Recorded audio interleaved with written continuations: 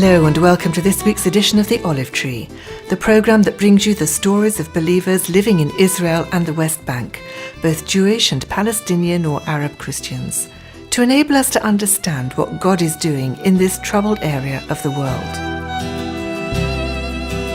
Recently I travelled to a town south of Tel Aviv to meet David Zadok. He is a Jewish believer, the pastor of a congregation, the director of a publishing house, and also very involved in education.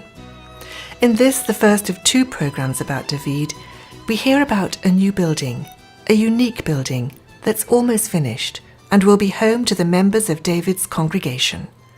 I asked him to share the story with you about how it all came about. Well, the story came about almost 15 or 16 years ago when the congregation was growing and the facility that we had was meant only for about 60, 70 people, and we were almost 350. And we figured that we need a new place that can fit everybody and that would enable us to have the various activities that we have as well. And so we set up a fund. We started to raise some funds, and at some point when we thought that we have enough at least to start looking, we found a place. It was a rundown motel that wasn't used for many, many years, and we thought we can buy that and then renovate inside and move in. But at the last minute, the Orthodox put pressure on the owner, so we couldn't get that. And then we found another place, which was just a simple storage house, not far from here where we are sitting. And they're actually at the very early stages already. They backed up, so we realized that we can't get something, but we have to start something from scratch. So we bought this land, which also the story of how we bought it or how it came about in itself is a miracle, because at the time I was the chairman of the building for a short while, and got this email from somebody that was asking some question about about the building and about the plans and about if they send any money, does the government take the money or we have to pay taxes? And so after some inquiries and answering all the questions, they said, well, we'd like to send a large donation.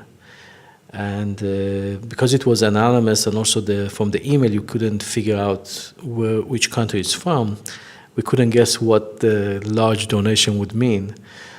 And then I remember it was Thursday afternoon, we got an email that they were sending us $800,000 US. And both my pastor and I were sure that it's from the Orthodox and they are trying to pull our leg. So we decided that we're not going to say anything to the congregation. We didn't want to get them excited too much and then to disappoint them. But sure enough, Sunday morning, the bank manager, no less than the bank manager, calls us and says, you have $800,000 in your bank. In fact, that was the first time that the bank manager called us. But so we received the money, and immediately I told them, I said, we received the money, who should we send the receipt to? They said, well, there's no need, as long as we know you've received the money. And so that's how the whole thing started. And then, of course, the next challenge we had beside the finances was, well, how should a congregation in Israel look like, especially that there has not been any congregation in the past. And so we came up with a few principles. The first one was that we said we wanted it to be the place that portrays the light of Christ, so that there's a lot of windows, not many large windows because of the concern that we have about the Orthodox, but certainly many windows. The second thing we said, we wanted to be something that is very similar to a synagogue and a congregation or in a church, but at the same time it's something that is very Middle Eastern. And that's why we have the arches and the color and the dome and everything. And then the third and the last principle was we said we wanted to be a place that it's used as a community center, not just once or twice a week, but 7 days a week. And that's how this whole building came about.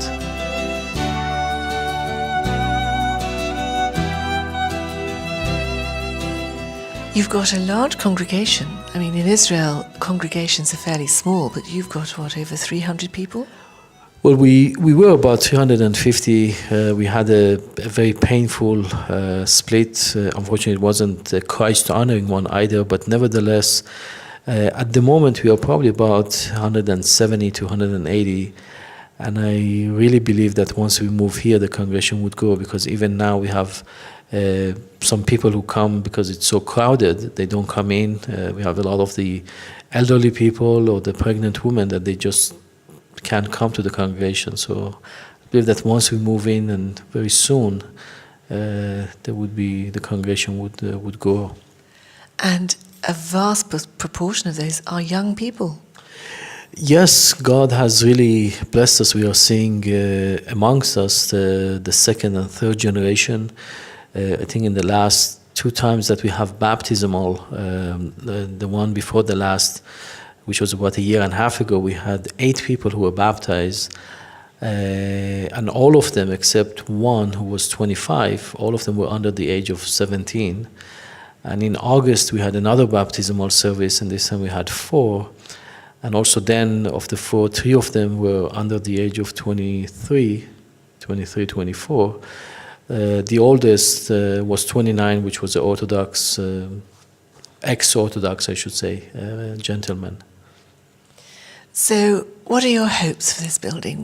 Now that you're virtually in, you've just got to do the finishing touches, and then you can open the doors. What are your hopes and dreams? What's your vision? Yeah. Well, first of all, I hope that you can pray for us that we would get the final occupancy permission and the last part of the finances that we need to figure out. But the main hope is that this place would be a place that God's name is honored and glorified, that God's name is proclaimed faithfully, and that those who come in to this building would be blessed with the gospel, would hear the gospel, and the lives of many people would be changed. So these are our 2 main hopes.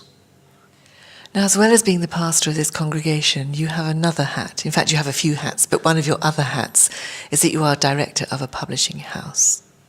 Yes, director of Hagefen Publishing, which is part of the CWI, Christian Witness to Israel, and in Israel.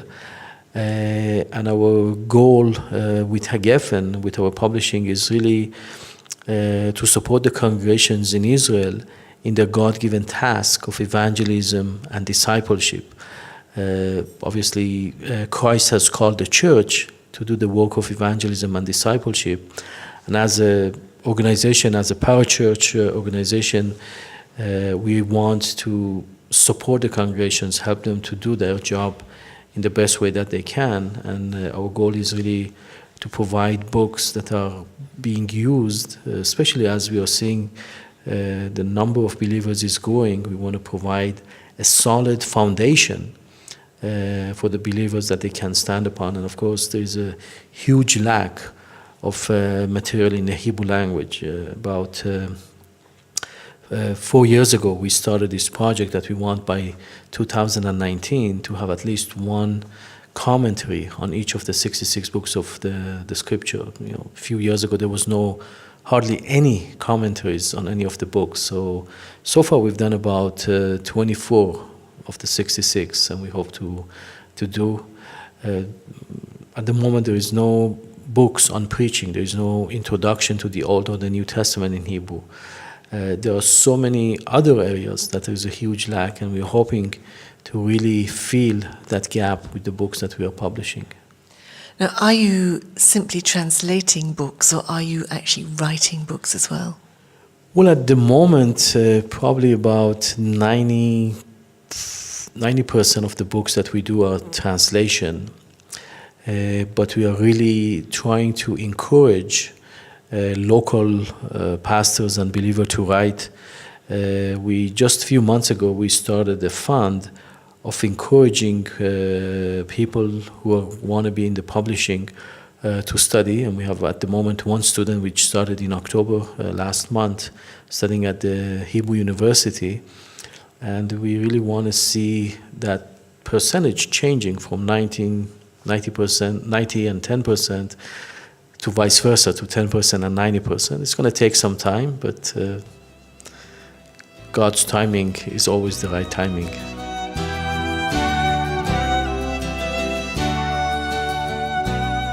Now, that leads very neatly into another great area of interest for you, and that's education.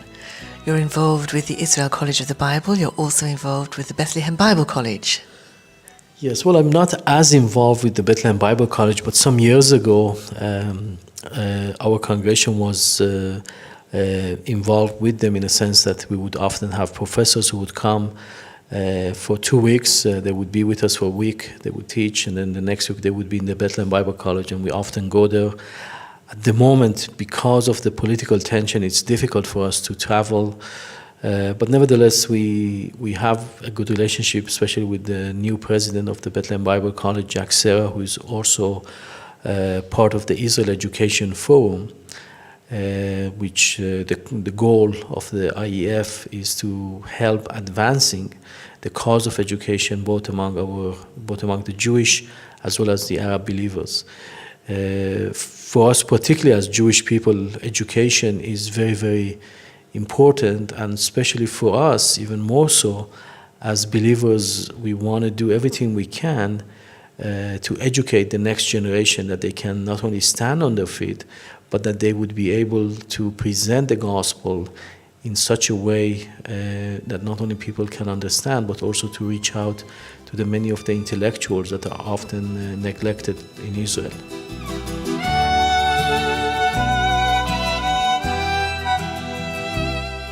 David Zadok sharing his story, and we'll hear more from David on next week's programme.